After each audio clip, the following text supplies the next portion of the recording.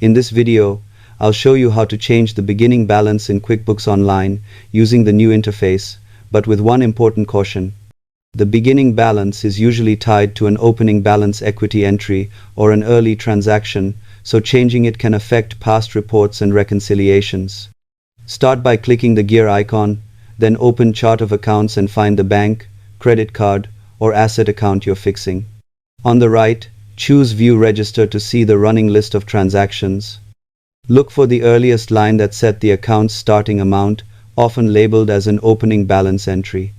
Click into that entry and edit the amount carefully, making sure it matches a trusted source like the bank statement, ending balance from the day you started tracking in QuickBooks or your prior accounting records.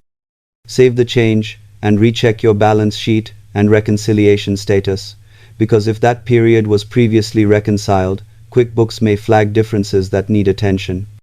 If you're unsure why the balance is off, review whether duplicate transactions, deleted items, or wrong start dates caused the issue before editing history. Subscribe for more QuickBooks guides that keep your books accurate and stress-free.